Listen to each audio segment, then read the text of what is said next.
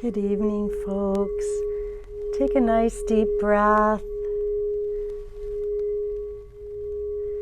And allow the singing bowl to wash over you.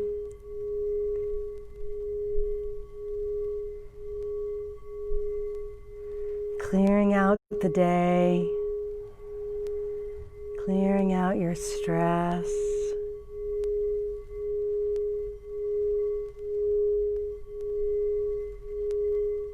Energizing your glass of wine.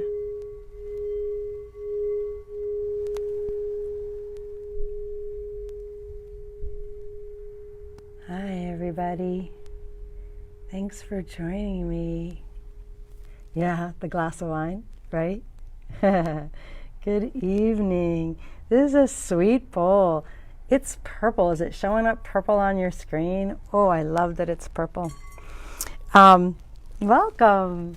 Hi, I'm Rihanna. I'm the Stone Maven here at the Dreaming Goddess, and welcome to Tuesday's Tea and Stones.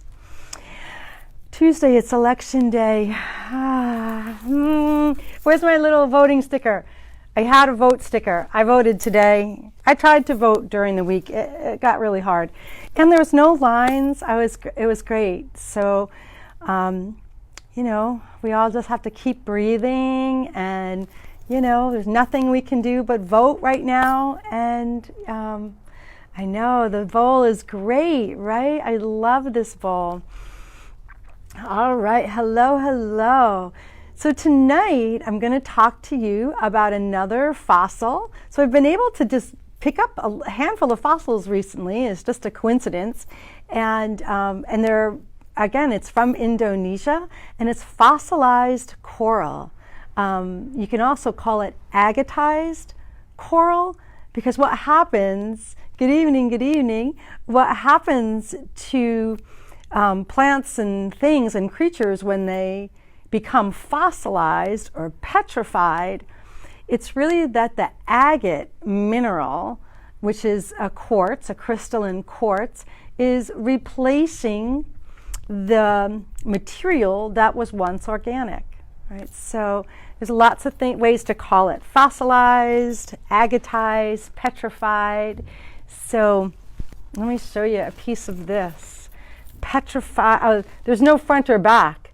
It's the same on both sides. Look at that. Is that freaking gorgeous? And the slice, you can see it goes straight through. Isn't this so cool? Yeah, I love this. And it's at least 20 million years old that it takes this process to happen. Angie Stone, if you're listening to me, you had asked me about how old that the bamboo was that I had showed a couple weeks ago. And yeah, it's probably at least the same amount of years old, at least at least 20 million years old for this process to happen, right? So what I have is from Indonesia, and it was a seabed. So think about coral and how we have coral now, right? They live in pretty warm, shallow seas, and at some point, millennials, at least 20 million years ago, probably longer than that, when the earth was shifting and the plates were moving, it's now a mountain. I mean, they're excavating this way up in the mountains, because these ocean beds, these ocean floors, when the plates shifted, you know, just became mountains. So it's kind of cool. And I guess they're able to determine the sea levels and things that, I don't know, all that scientific stuff. It's pretty neat. So this is being found in Java, on the island of Java in Indonesia. Yeah, I'll show you again. I just love it. I have some hearts. And we have it tumbled on the website. And oh, this is so pretty, right? It looks like little flowers. And it's, you know, if you've ever had a saltwater tank. These will definitely resonate with you. I loved my saltwater tank, and I learned a lot about life from my saltwater tank. I'll tell you more about that in a moment. So these are it forms from mineral silicone-rich waters, just like the bamboo and the palm root. It's always a silica-rich water seeps in, and the coral is the bones of the creature, right? The coral is a living creature, a total living being, a living creature, and the soft tissue of it, of course, just dissolves after they die. But you can buy the hard corals, when you go to the shore. And so this is the same concept, but millions of years old. And what you're seeing when you go to the shore stores is the actual coral. This is no longer the coral. This is just agate. Is just stone that is completely taken on the qualities, the shapes, the colors of the coral, just like in the palm root and the petrified wood too, because you get the rings from the wood. So the petrified coral is very high in calcium, magnesium, potassium, and sodium. And because of that, it's used in the health and drug industry for making supplements. So some of your supplements might have come from the coral. In the industrial world, they use the powder, the coral, the agatized coral, as water filters because it purifies the water. So that's just amazing to me, those two things that they're used. We're actually ingesting them because the mineral content is so high. Don't eat your tumbled stones. You can lick them, but don't eat them. And that they're used as water filtrations. So in the day-to-day world, they have a purpose. But in our spiritual world, in our metaphysical world, our emotional world, why else would we want to have them? Besides the fact they're stinking beautiful, because that they are. So I'm going to go back to having a saltwater tank and thinking about how they were once living. So this creature, this plant creature, and actually more than a plant, they're actually considered not a plant, it's a creature, whatever they call the corals. I'm sorry, that scientific aspect of me is not popping up right now. But they are a bee. I want to say, thank you, Leela. I love science too. I wish it flipped the science. I wish it flipped quicker in my brain. So they digest food. They have a type of a mouth. They can move. So unlike a plant that feeds through filters on its pores, this actually has a mouth. Corals have mouths, and they can move themselves, which is a very funny thing. So they have learned. So in a saltwater tank, your creatures, your fish, your anemones, your corals, and anything else you have in there, they learn to live, or they do live symbiotically. They live in a community that feeds itself. They feed one another. They live off of each other's whatever. It's super magical that at some point in a saltwater tank, if you were tending to it in such a way, you would never have to add food to it, because they become invertebrates. Thank you, Amanda. They're invertebrates, each one called a polyp. All right, thank you, invertebrates. So they live symbiotically. So I'm going to go with the coral can help us to figure out how to live in our family unit, how to live symbiotically with the rest of the people around us, the rest of the creatures around us. Like, I feel like it's a really good thing to have in your office, that it will support you in figuring out how to be together in your office space in a symbiotic way.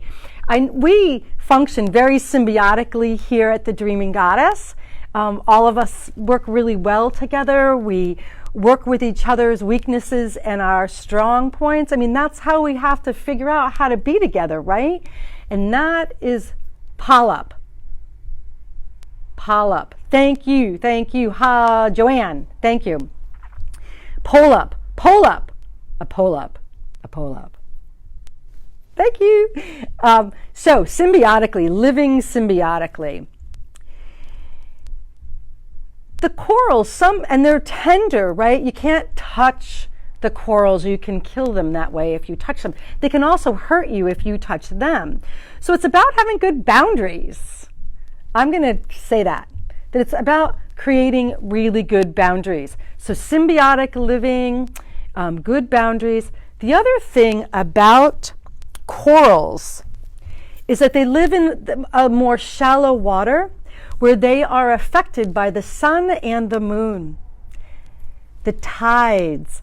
In saltwater tanks, you can get tide machines that change the waves so that, you can also get moonlight so that it changes with the phases of the moon. So your light is on a 28-day cycle, because the moonlight, the waves, the tidal pools, things like that, they affect the corals.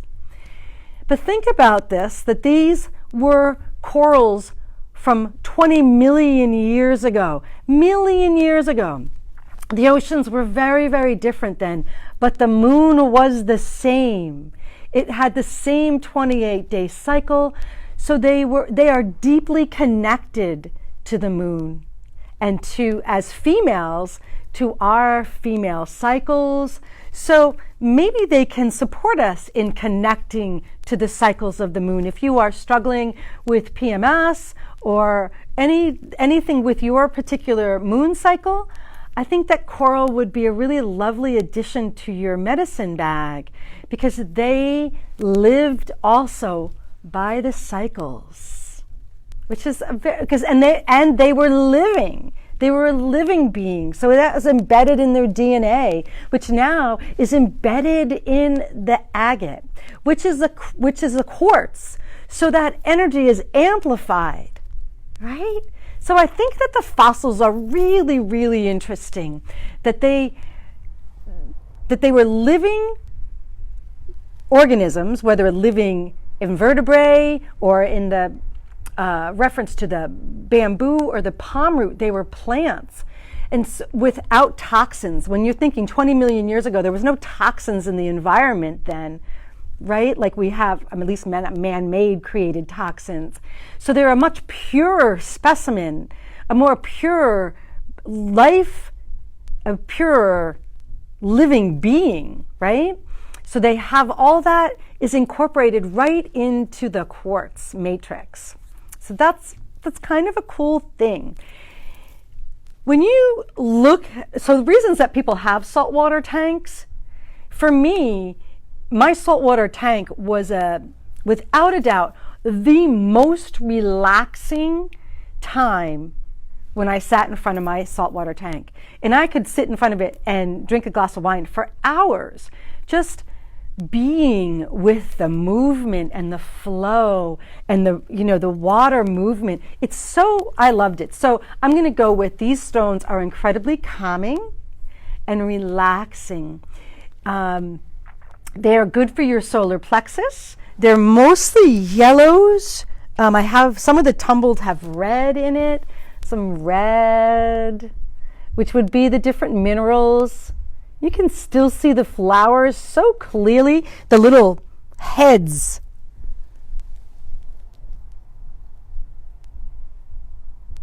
Oh, thank you, Lauren. Yeah, so even the smallest tumbled piece is going to carry that frequency of how to be in community. That's what I really like about these, is how to be in community. And it's ancient wisdom. They have gone through millions of years of evolution. And we still have the same kind of corals. So how to be with the changes, how to evolve with, they went from being in a seabed to being in a mountain, right? So they changed dramatically, and they figured it out. They were covered in earth. They became these beautiful stones. So it's all about how do we evolve? What better message than right now? How are we evolving? How are we evolving as a species? So, yeah. All right. I also have some towers. Let me show you this tower. The towers, the hearts, and the free forms are going to be shown on Thursday night. But like I said, the tumbled stones are available online right now. Yeah, it's totally cool. I love them. Love them. All right. We've been getting lots of new stuff in every day, and we're slowly unboxing the things that I bought last week. That's always such weeks and weeks of process. So know that if you came into the store, you would see lots of new things. The stones are slowly getting put out. Lots of stuff is still home, getting ready for the show. Thursday night is our DG Live at 6:30. So we'll have all kinds of new delicious things for that. Tomorrow is my noontime check-in, the midweek review. So join me tomorrow. Oh, thank you. Figuring out how to do my own nails. It's part of my evolution. I was just talking about it with someone today. Yep, I'm figuring that out. Thank you so much for noticing. It really actually makes me feel good that my energy and efforts are actually noticed. Thank you. What else do I want to tell you? Oh, that I don't know what I'm going to do tomorrow on my noontime live. We'll see. Who knows what's going to happen tonight with the election results, and I know that we won't know for quite some time. But may it be a landslide for the side of love and justice. All right. My friends, thank you for joining me. If this has been informative and you have enjoyed this little 15-minute piece, I would love it if you shared this video. Tag your stone friends and let them get a piece of my information.